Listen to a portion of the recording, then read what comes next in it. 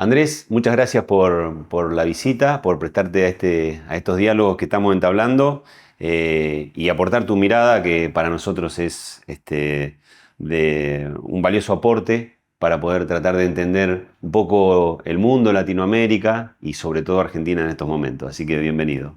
Gracias.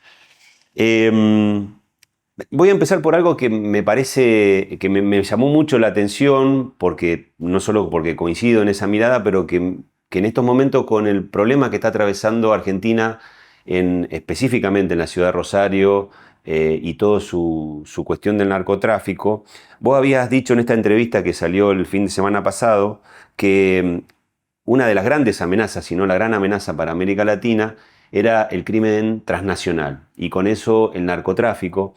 Y efectivamente, bueno, nada, ver esa mirada para ver qué puede ser trasladable a la situación actual que hoy está pasando la ciudad de Rosario, básicamente. Gracias, Jorge. Es un honor esta conversación porque hace falta muchos puntos de vista para abordar este problema que es multidimensional. Y la primera dimensión es el sufrimiento personal. Por eso quiero ser cuidadoso, porque cuando uno habla del problema estructural, se olvida que hay gente que está muriendo. Me gustaría separar eso. Bien. Y yo creo que el núcleo del problema del narcotráfico es el dinero. Pero para el que pierde un ser querido, para el que sufre la adicción de un familiar, el dinero es lo último que se le ocurre. Lo que quiere es que le cuiden a la persona que está sufriendo o que paguen por lo que hicieron. Y entonces tenemos que tener conciencia del sufrimiento y decir, el dinero es la causa del problema y la solución está también ahí. Después está la cuestión policial, porque esto es un crimen, y finalmente, no por orden de importancia, sino porque es consecuencia de lo demás, la dimensión sanitaria. Así que si el problema de salud, el adicto es un enfermo, no es un delincuente. El problema es seguridad. Hay redes que violan la ley para vender este producto. Y después la cuestión del dinero es una ecuación, un modelo de negocios que da favorable. Mientras sea más redituable ser narco que empresario honesto o ser soldadito que repositor de supermercado, vamos a tener crimen. Y América Latina es una tierra fértil para esto porque no da muchas oportunidades de trabajo formal. América Latina tiene el 8% de la población mundial. De cada 100 seres humanos, 8 somos latinoamericanos. Pero tenemos el 35% de los homicidios. Los homicidios no se dan porque los latinoamericanos seamos más malos que los demás. El 35% a nivel mundial. Exacto. De cada 100 homicidios en el mundo, 35 ocurren en América Latina. Los países más violentos del mundo están en América Latina. Era El Salvador, ahora bajó, Jamaica, el Triángulo Norte de América Central, Guatemala, Honduras, Venezuela. Ahora Ecuador. Ecuador era un país relativamente tranquilo y se torna violento cuando en Colombia hay una solución aparentemente exitosa. Las soluciones exitosas con el narco significan que vos lo castigás en un lugar y te surge por el otro. Es como apretar un globo. Se te infla en otro lado. Así que tenemos que tener mucho cuidado porque si no vamos al núcleo, que es el dinero, el beneficio que da la fórmula, el modelo de negocios del narco, lo que vamos a hacer es hacer lo que se mude. Si tenemos éxito con la saturación policial en Rosario, a lo mejor baja el narco y la violencia en Rosario, pero va a surgir en otro lado porque el dinero sigue siendo redituable el negocio. Tengo una pregunta ahí, digamos, ¿y cómo estaría relacionado con eso? Porque he visto algunas, digamos, aseveraciones respecto de que un proceso de dolarización podría significar una ayuda para que el narcotráfico crezca. ¿Está relacionado directamente eso? El que lo dijo públicamente fue el actual presidente de Ecuador, antes de serlo. Y lo dice porque Ecuador está dolarizado. Como te decía, el dinero es lo que cuenta. Las organizaciones transnacionales... Vamos a dar un paso atrás para que no pensemos que es todo bajón en América Latina. Sí. No hay guerras interestatales en nuestro continente. Bien. Entonces muere mucha gente por el crimen, pero en Ucrania, en Gaza y en otras regiones del mundo mueren por la guerra. No teniendo guerra, nos matamos de otras formas. Tenemos que tratar de resolver esta sin olvidarnos que en Europa, África y Asia tienen problemas que son graves también y derivan de estados fuertes. Nosotros tenemos un problema derivado de estados débiles. El dinero, vos me preguntabas... De la dolarización si estaba directamente relacionado. Te evita un paso, porque cuando vos lucrás, lo que querés es dinero que te sirva. Si vos el dinero lo tenés en negro y no lo podés volcar en la economía, si no podés comprar bienes con eso, es papel pintado. La dolarización te evita el paso de cambiarlo. Claro. Ya está. o tenés los dólares. Después lo tenés que meter en el circuito legal, pero no tenés que pasar de pesos a dólares y después. Es Está un bien, paso menos, facilita. fácil. Pero no es la causa. Está bien. Sí, sí. Eh, eh, eh, Planteas también que hay una caída, no sé si será el inicio del final, de una hegemonía occidental llevada adelante por Estados Unidos y la aparición de alguien que se le está oponiendo, que en este caso es China, con otras características y con una oposición ya no, digamos, de amenazas, que puede ser la de ejercer el poder a través de la OTAN, sino la de ir como cooptando otros lugares, eh, eh, digamos, que lo pongan en ese liderazgo. Nombrás a India también como una tercera cuestión y Rusia claramente. Estos conflictos que están sucediendo, el de Rusia con Ucrania, el de la Franja de Gaza, nuestro país ha tomado algunas determinaciones a ese respecto, ya por el mismo presidente, con sus visitas que ha hecho y sus decisiones de, por ejemplo, invitar al presidente de Ucrania o tomar partido por Israel y tratar de cambiar la embajada a Jerusalén. O, por ejemplo, la primera foto que se saca la canciller con el embajador de Taiwán, como reconociéndole a Taiwán algo que le pega de lleno a China. La idea es que me cuentes cómo ves ese movimiento, digamos, en el mundo de reacomodamiento de liderazgos y cómo ves la posición, en este caso, de la Cancillería o de la relación exterior de Argentina. Hay tres dimensiones para este asunto también y vos las mencionaste a todas. La geopolítica, con qué país creemos que nos conviene estar alineados. La económica, con qué países hacemos negocio, porque a veces hay uno que tiene el látigo y otro que tiene la billetera. Y la doméstica. ¿Qué quiere decir doméstica? Hubo documentos que salieron a la luz hace poco en Brasil que indican que Bolsonaro intentó hacer un golpe. Primero un autogolpe cuando era presidente y después un golpe cuando pierde las elecciones. ¿Y por qué fracasa ese golpe? Porque Estados Unidos le sacó la alfombra. Y fue súper explícito esto, lo íbamos siguiendo con cuidado. Lloyd Austin, el secretario de Defensa de Biden, le hizo saber al ministro de Defensa de Brasil y a través de los comandos militares a los militares brasileños que Estados Unidos iba a reconocer el resultado electoral, fuera cual sea.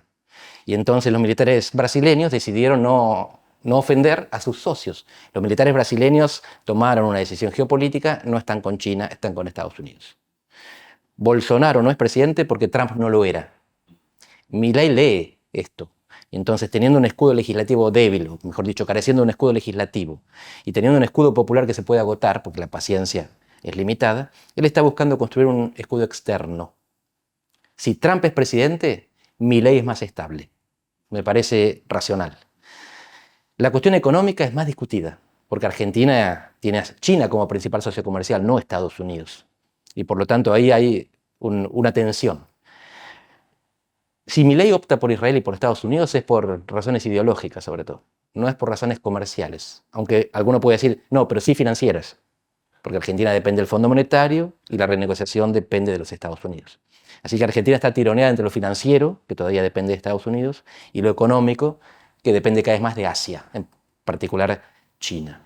Como ves, el mismo gobierno del mismo presidente tiene un montón de tironeos por diferentes lados y lo va manejando, como lo manejó Bolsonaro. ¿Por qué digo Bolsonaro? Porque Bolsonaro también dijo que no quería tener nada que ver con la China comunista y que iba a trasladar la embajada de Brasil de Tel Aviv a Jerusalén. Y no cortó relaciones con China, que es el principal socio comercial de Brasil, y no trasladó la embajada a Jerusalén. Puso una serie de negocios, una misión de negocios. Y es probable que Argentina termine haciendo lo mismo. No va a cortar relaciones económicas con China y no va a trasladar la embajada. Puedo estar equivocado, pero si vemos lo que hizo Brasil, pensamos que Milei tiene un referente en el cual apoyarse, alguien de quien aprender, que a veces el discurso ideológico, si lo llevas al extremo, tiene consecuencias materiales que es mejor evitar. Una de las críticas que es interesante esto que planteas, porque una de las críticas que se planteaba desde todo el arco opositor al último gobierno y a los gobiernos anteriores también, no al de Macri, pero sí a los que estaban en el peronismo, era que básicamente las relaciones exteriores estaban guiadas por la ideología y que en su discurso Massa inclusive planteaba un cambio de paradigma y decía las relaciones exteriores tienen que estar gobernadas por lo que mejor nos convenga comercialmente. Trato de recordar para llevar en eso y que Milei, digamos, está como repitiendo otra vez ese error. Yo estoy convencido de que en realidad las relaciones comerciales, casi todo el mundo, cuando no tenemos poder militar como no los tenemos que guiarnos por el beneficio del intercambio comercial. Pero Milei está repitiendo eso, lo repetía en la campaña y lo lleva adelante ahora en esta situación, ya gobernando. Digo, primer detalle que sucede es que en esta semana China anuncia, por lo menos esto es lo que dejan ver las noticias, que retira la inversión que estaba haciendo en una de las represas de la Patagonia, y esto implica, por ejemplo, digamos, dejar de invertir y hacer la obra pública ahí, y también la caída del empleo con todo lo que esto significa.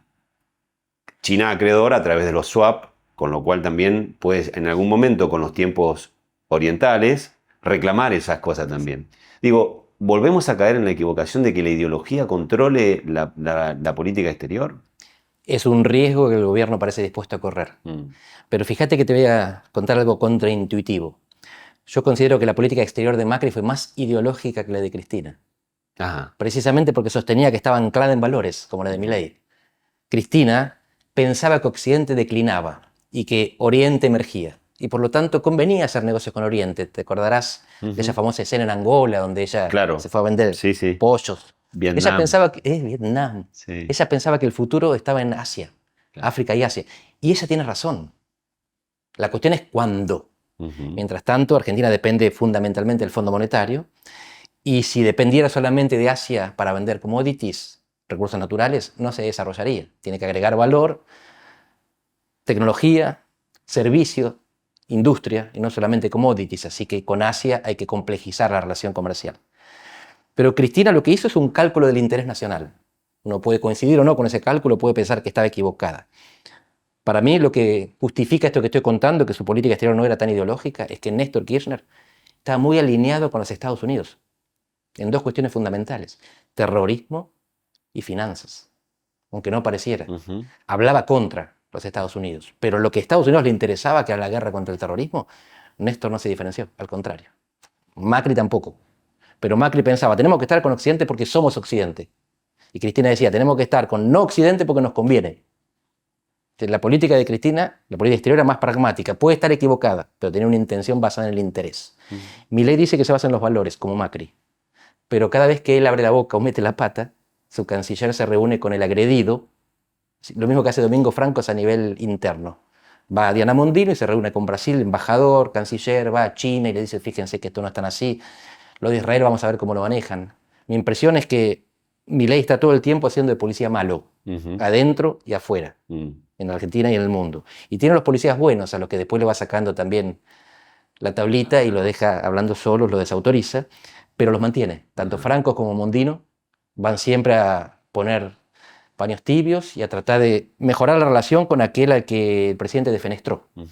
El gobierno siempre tiene dos caras. Claro. Parece que la dura gana, pero retóricamente, porque después las relaciones, lo que vos contás de la represa es grave, porque es una consecuencia material. Claro, no es que ofendimos a alguien y no nos da la mano, es que nos hace perder inversiones y empleo. Si eso sigue así, es una política exterior equivocada. Sí, sí. Y además China lo hace con mano de acero y con un guante de seda sobre la mano. ¿Cómo ves el conflicto de Rusia con Ucrania pasado tanto tiempo ya, donde parecía que iba a ser una guerra, o pues, digamos se anunciaba por lo menos de que iba a ser una guerra corta y sin embargo se extiende en el tiempo? Digo, y volviendo a lo anterior, sobre el papel, además, de Rusia en la que pretende recuperar aquella, vos también lo decís, que ya no basta con, ellos quieren territorio, quieren recuperar aquel estado zarista, digamos, por lo menos esa idea. Sí. Bueno, te cuento cuáles son las dos visiones, antes de decirte lo que pienso yo, que es irrelevante. ¿Cómo ven esto desde Europa? ¿Cómo ven esto desde Rusia? En Europa lo ven como imperialismo. Dice, Rusia es un país que tiene fronteras definidas, este es un mundo de estados, miembros de las Naciones Unidas, que reconocen la existencia de los demás y las fronteras que los separan. Por lo tanto, siendo Ucrania un estado independiente, al que Rusia reconoció, la invasión y anexión es ilegal. ¿Cómo ve Rusia al mundo? Dice, como una potencia que tiene derecho a la seguridad. La seguridad de una potencia que no tiene barreras físicas, no tiene mar como Estados Unidos, no tiene grandes montañas, una llanura que la une con Europa, solo puede ser impuesta por sí misma. Rusia está insegura si en la frontera duerme el enemigo.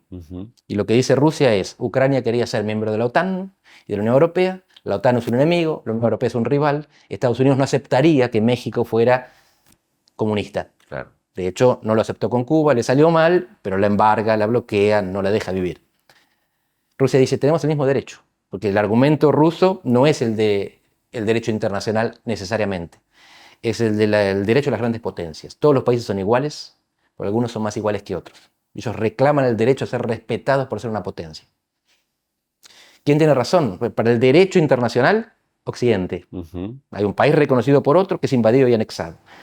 Para la lógica de poder de las relaciones internacionales es Rusia.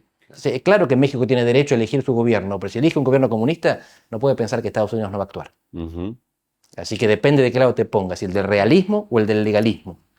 A mí me gusta la ley, Sí, claro. pero como politólogo entiendo también la lógica del poder. De la geopolítica, claro. Y ahora ha sucedido que dos países limítrofes están ingresando o han ingresado a la OTAN, como Sí. Finlandia Y Suecia. Suecia. Suecia acaba de entrar este año porque Hungría lo demoró y Finlandia el año pasado. Y es interesante porque son dos países históricamente neutrales. Claro. Suecia desde hace 200 años, 1815, y Finlandia desde la Segunda Guerra Mundial. Finlandia combate contra la Unión Soviética y le gana unas cuantas batallas.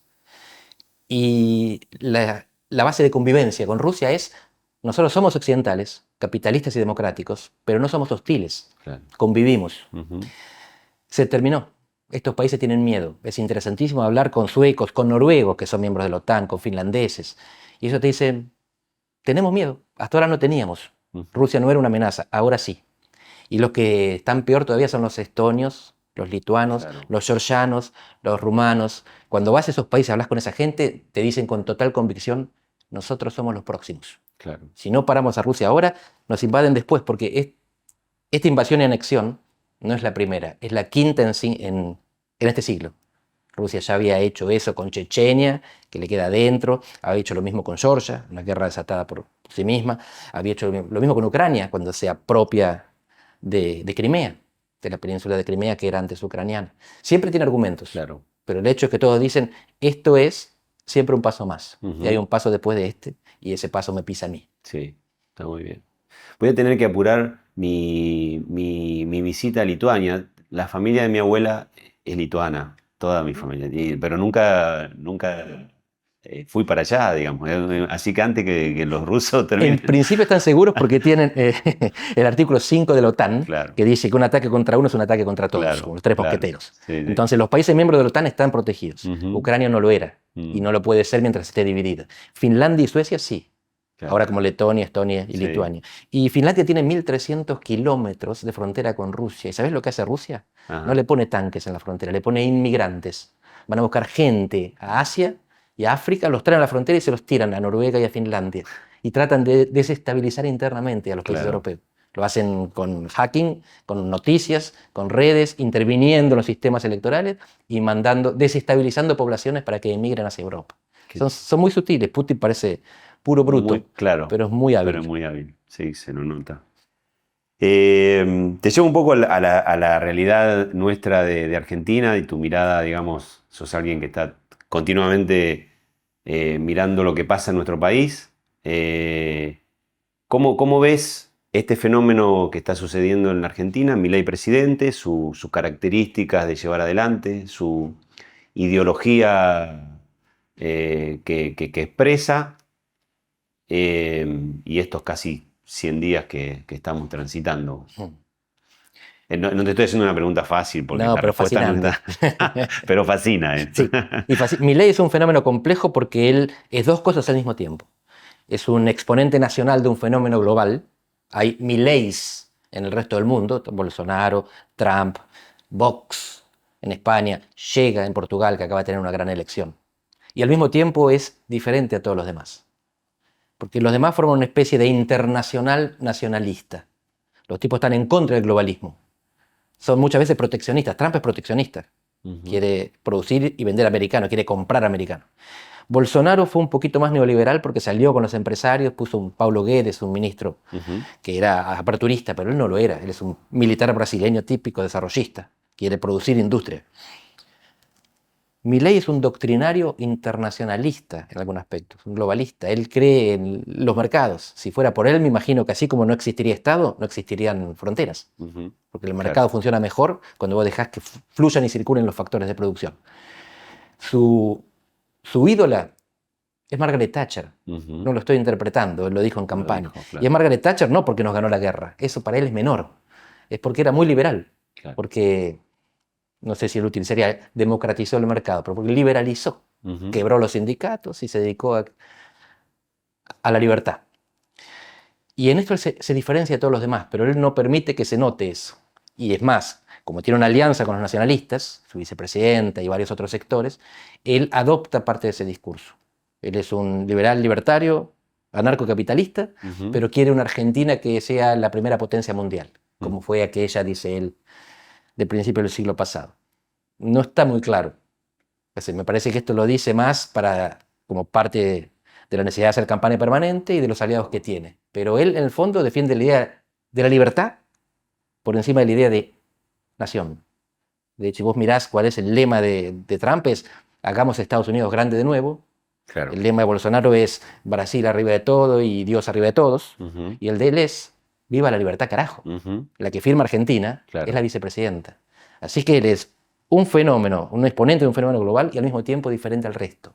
Y lo que estamos viendo es que la manera en que él hace política también es diferente al resto. Es más religiosa. La política es gris. La religión es binaria. Religión está el bien y el mal, blanco y negro. Claro. En política vos sabés que tenés que entregar algo para conseguir algo. Él no quiere hacer política. Él se presenta como un profeta de la libertad, más que un líder que lo que quiere es concretar transformaciones en el tiempo, concediendo algo a los demás también.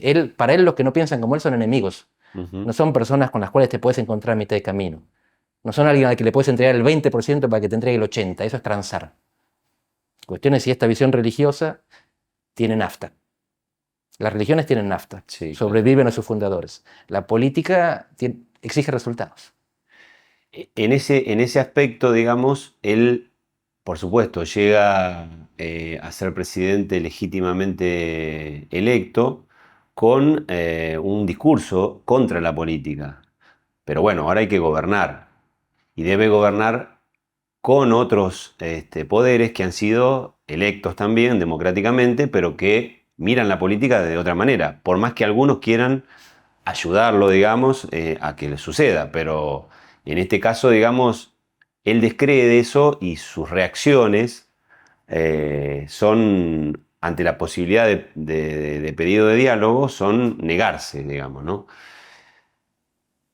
Salvo que yo recuerde, que haya leído, digamos, un escasísimo ejemplo que ha sucedido en algún pueblito de Estados Unidos de un ejercicio de un poder de este tipo y que terminó, digamos, en una derrota del experimento. En ningún otro lugar del mundo se da eso. E inclusive cuando él se sienta a tratar de ver o de mostrar o de querer dar una idea de que hay ahí una posibilidad de acercarse al diálogo, hasta parece impostado, digamos. Eso a la democracia, ¿qué le está diciendo, digamos? Porque la gente lo votó, digamos, no ya solo por una cuestión política, mucho nada más, sino también por una cuestión, creo que, digamos, descreído de que la democracia le ha solucionado los problemas. Metiste el dedo en la llaga. Porque uno mira el mundo y no encuentra dirigentes como Milei, que no transen, que sean intransigentes, hasta que mira mejor. Y los encontrás, pero no gobiernan regímenes democráticos. Claro. O llegaron democráticamente y fueron de a poquito erosionando las bases de la democracia, que es la tolerancia del otro y los controles. La democracia consiste en que los partidos pierden elecciones. La democracia es siempre la posibilidad de que el gobernante se puede ir sin matarlo, sin derramamiento de sangre. Cuando al gobernante no le gusta esa posibilidad, lo que hace es eliminar los controles y la oposición y se queda, y para sacarlo hay que matarlo. Son gobiernos no democráticos. Él tiene una concepción democrática de la política, pero es una democracia plebiscitaria. no es una democracia representativa. Él cree que todo lo que está en el medio, entre el pueblo y él, es ilegítimo. El único que tiene legitimidad es el que ganó las elecciones. Claro.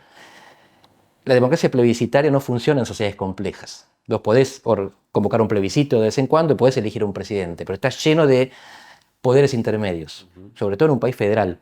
Las provincias tienen gobernadores y hay intendentes que fueron votados por la misma gente que lo votó a él. ¿Qué es lo que va a hacer él? Hay dos posibilidades. O se transforma en un político que negocia. Uh-huh. Uno podría decir transacciona, pero esto es lo que él se niega, este concepto, Claro. que negocia, que acepta que los otros tienen parte de verdad. O que aunque él piense que están equivocados, tienen intereses legítimos. Él puede no coincidir con los intereses ajenos, pero si él es liberal, acepta que la libertad es el respeto irrestricto al proyecto de vida del otro. Claro. Si el otro piensa diferente a él, aunque esté equivocado para él, él no puede pasar por encima de ese interés.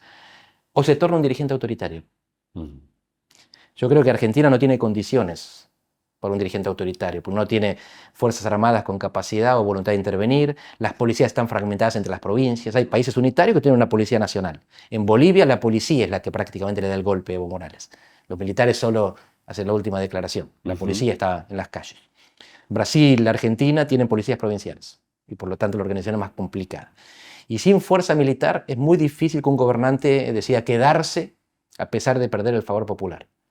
O acompañando el favor popular. Entonces, lo que vamos a ver en los próximos tiempos es si él negocia o se trata de tornar autoritario. Si negocia, pierde su esencia, su naturaleza, pero gana en democracia, gana en democraticidad, la democracia que él no concibe, la representativa. Vos decís que los gobiernos son evaluados y eventualmente reelectos por una variable que es la economía, digamos. Y él apuesta fuertemente a todo o nada, a que eso funcione, digamos. Días pasados había, y lo vuelvo a relacionar con la democracia, porque si solo, digamos, lo que hoy está dando son muestras de, hasta ahora, no de la economía, porque la economía está funcionando terriblemente mal desde que se ingresó, es decir, crecimiento de inflación, caída del consumo, caída de la producción, desempleo, pobreza. O sea, las variables de la economía en los primeros 3 meses son horribles. Pero él lo que va haciendo, o lo que yo miro, es que va dando señales de otra clase de política. Digo, cierra el INADI y lo toma como una bandera, cierra el INCA, que es el Instituto de Cinematografía, lo toma como una bandera o echa empleados. Entonces digo, pero su gran desafío es que la economía se acomode, que baje la inflación. Ahí, digamos, él juega todo o nada y puede estar relacionado con esto que estás diciendo vos, y te pido que me lo digas, si es que es ahí donde él está apuntando a resolverlo. Él tiene, por un lado, la mentalidad económica del liberal, del economista liberal, pero por el otro es un cruzado de ciertos valores, los valores del anarcocapitalismo. Esto lo dice él, no lo estoy interpretando. Así que él, por un lado, mezcla mucha racionalidad con mucha religión, con mucha doctrina. El voto económico es algo estudiado en la ciencia política. El voto económico es aquel que te dice que la gente vota en función de cómo le va en el mercado, en la feria. Si estoy mejor que el año pasado, premio al gobierno. Si estoy peor que el año pasado, castigo al gobierno. Es más complejo que esto porque vos te ves a vos en función de tu grupo y pensás si te va a ir mejor o pensás si... O sea, puede ser prospectivo, mirando el futuro, o retrospectivo, mirando el pasado. Puedes centrarte en vos o en la sociedad. Por ejemplo, hay gente que dice, a mí me está yendo mal, pero al país le está yendo bien, voy a votar en esto porque soy el próximo. El voto económico es eso. Pero buena parte del voto no es económico. Hay gente que vota al mismo partido toda la vida, aunque la economía crezca. O sea, hay un voto identitario que es constante, que es lo que torna las sociedades estables. El voto económico lo que hace es determinar el resultado. Te cambian la superficie, lo que van para un lado o para el otro. En los últimos tiempos se agrega algo que es el voto cultural, el voto valorativo. Mucha gente vota Trump no por la economía, sino porque cree que del otro lado están los wokistas, los políticamente correctos, los que hablan de ideología de género, todo aquello que es considerado suave en los últimos tiempos. Y del lado de la izquierda o de Biden están los que defienden identidades sectoriales. las minorías, los inmigrantes, las mujeres. Los sindicatos. Los sindicatos, exactamente. La izquierda antes era una izquierda clasista. Hoy es una izquierda de identidades minoritarias y fragmentarias. La derecha antes defendía el privilegio. Ahora la derecha lo que defiende es el interés de una masa enorme que se siente despreciada por las minorías de izquierda. El mundo más o menos está dividiendo por estas cosas. ¿Dónde se ve Milei ahí? Con un cruzado cultural. Defiende una racionalidad económica liberal, pero él defiende valores muy firmemente. Y esos valores se reflejan sobre todo en grupos etarios jóvenes, hasta 30 años, principalmente masculinos. Es un fenómeno global. En todas las democracias vemos que siempre la nueva generación es más progresista que la anterior. Siempre, natural, los jóvenes son más rebeldes. Esta es la primera vez en la historia que hay un grupo juvenil que es más reaccionario que la generación anterior. Pero no son todos, son los varones. Hay un fenómeno novedoso que él expresa muy bien. Él tiene más voto joven y más voto masculino que de los demás. Él entendió esto. Bolsonaro, Trump también son fenómenos similares. Y entonces lo que tenemos es el voto identitario, que es más o menos constante, los que votan el peronismo, el voto económico, vamos, y el voto cultural. Pero acá fíjate que no hay un cambio cultural. Hay un cambio demográfico. Los que vienen ahora y votan a Milei no son personas que vieron la luz. Yo votaba esto y ahora voto Milei. Son personas que entraron al padrón electoral nuevas, con la cabeza nueva. El cambio cultural es porque entraron cabezas nuevas. Se murieron los viejos, llegaron los jóvenes y piensan diferente. La batalla cultural es generacional en muchos aspectos. Milei tiene ese 30% fuerte, fijo, de las PASO y la primera vuelta. El resto es más voto económico. Vamos a ver cómo hace para cuadrar ese voto valorativo que lo va a acompañar, pase lo que pase, con ese voto económico que le pide resultados. Claro. Y determina las elecciones. El año pasado había, debe estar actualizada, pero no debe haber variado mucho los valores. Había visto una encuesta, no recuerdo ahora exactamente, pero bueno, era de credibilidad de la encuestadora, sobre la situación, cómo veían la democracia los habitantes de América Latina. Y me quedaron algunos números en la cabeza. Dos, básicamente. Uno era que quienes más estaban sosteniendo que la democracia era un modo de gobernar que le podía, digamos, que le beneficiaba, eran los uruguayos y debajo, muy cerca, la Argentina. Pero había en la Argentina un dato muy importante, que de esos que decían que la democracia era el método de gobierno para llevar adelante, 4 de cada 10 decían que la democracia no le había solucionado los problemas. O sea, estaban convencidos que era, pero no. Sí.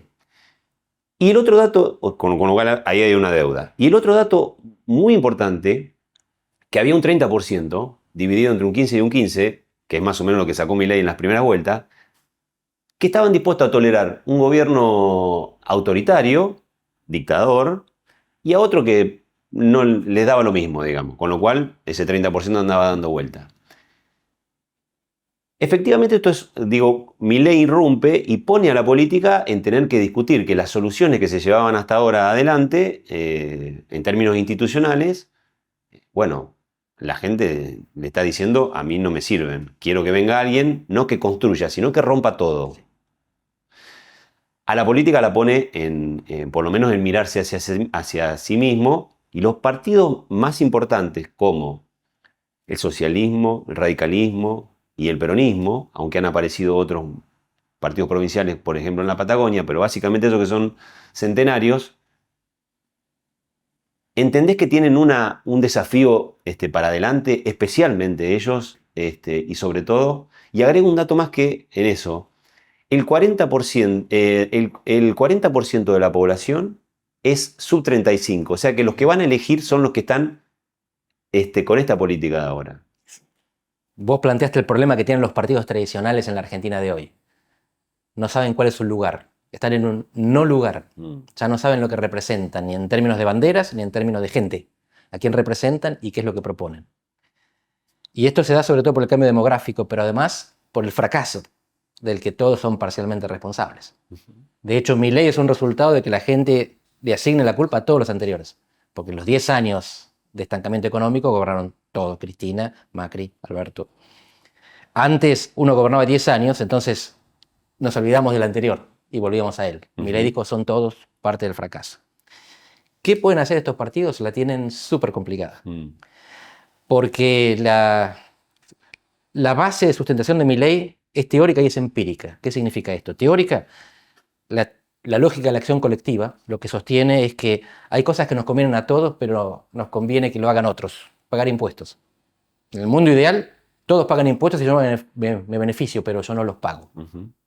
Entonces tiene que haber alguien que te monitoree y te haga cumplir. Cuando se construyen muchas coaliciones de grupos que evaden o eluden impuestos, la manera de acabar con eso no es negociar, porque cada uno defiende su privilegio, Ujú. y él lo llama casta. La manera de terminar con esto es romper y reconstruir. Esto, Mancur Olson es uno de los tipos que más estudió esto. Entonces la base teórica de lo que hace Milei está bien. Cuando está todo trabado, no podés desanudarlo, hay que cortar el nudo. La base empírica también está estudiada. Incluso en países desarrollados, la gente, sobre todo los sectores populares, cuando la pasa mal, busca un culpable. Y cuando encuentra el culpable, está dispuesto a pagar con más sufrimiento para castigarlo. Ujú. Esto en países como Dinamarca está estudiado, pero esto se extiende a todas las democracias. Dice, yo la pasé mal con este tipo, y este tipo se benefició, tiene privilegios, no es que la pasó mal conmigo. Yo lo quiero castigar, votando a este, que no, lo que propone a lo mejor no me beneficia, Ujú. pero yo lo que quiero es castigar a aquel. Ujú. Aguanto, me banco el dolor, me sacrifico para... De nuevo, eso tiene un tiempito, porque al final vos querés estar mejor también y que los tuyos estén mejor. Pero al principio funciona el dolor. Y él lo está sintiendo, lo está haciendo sentir de esa manera. La lucha de él contra la casta es el combustible que mantiene a la gente detrás de él mientras no hay gratificación material. Ujú. Y la gente se lo banca, porque por lo menos sufren los que me hicieron sufrir. Entonces él ve la teoría, ve la evidencia empírica y dice, es por acá. Ujú. La cuestión es siempre el tiempo. ¿Cuánto dura esto? Y los otros partidos no saben qué hacer. Y es muy difícil que sepan qué hacer porque perdieron contacto con la nueva generación, sobre todo con los varones. Algunos dicen, no perdimos contacto, lo que perdimos es coincidencia de valores, nosotros no Ujú. queremos ser reaccionarios. Claro. Bueno, pero hay que llegar a esa gente y hacerle llegar otro mensaje. Ujú. No se puede abandonar a la juventud porque piensa diferente. Un partido político comercia con ideas. ¿Qué ideas quieren venderle que sean mejores que las que están en la práctica? No saben, porque los partidos que tenemos son partidos envejecidos, Ujú. anquilosados. Y los jóvenes que entran son jóvenes con un cierto nivel de ilustración. El voto de Milei fue transversal, Ujú. fenómeno que cualquiera puede haber visto. Lo votaban los chicos Rappi y lo votaban los jóvenes que fueron a ver el Mundial de Rugby en Francia. Ujú. Fue el primer voto transversal de la historia. Peronismo tiene más votos cuanto más bajás en la escala de rendimiento, de ingresos. El no peronismo tiene más votos cuando subís en la escala de ingresos. Milei es así, línea plana. En las villas y en los countries saca la misma proporción de votos.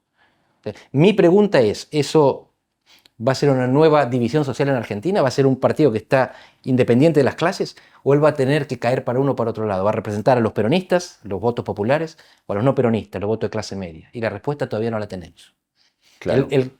Scioli es un gran funcionario. Jaldo, el gobernador de Tucumán, es el Claro. primer mileísta. Claro. El peronismo está ahí disponible. Hay que Ujú. ver si él consigue capturar ese grupo popular o se vuelca, como muchos piensan, a la demografía electoral que él sedujo, que es la que era de Cambiemos. Bueno, claro, digamos, aseverando un poco lo que estás diciendo, digo, la elección de su prócer del 83 para acá es Menem, no es ningún otro. De 1910 para acá.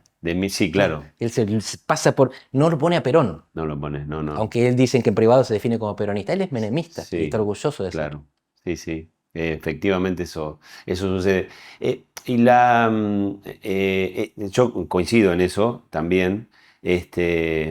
Creo, digamos, que eso está atado un poco también a las posibilidades de éxitos que pueda ir mostrando, digamos. Eh, y creo que a diferencia de la comparación con Menem, no tiene el peronismo atrás, por ahora. Pero el problema es hasta cuándo no se va a dejar convencer de que tiene que ir con el peronismo. Y volvemos al diálogo de nuevo, ¿no? Él dice yo vengo a hacer todo y a ser el que hace la génesis de un nuevo estadio. Hoy la gobernabilidad está asegurada porque la paz social todavía se está manteniendo a partir de que la gente, como explicabas vos recién, está sosteniendo eso a pesar de padecer los embates económicos en sus bolsillos.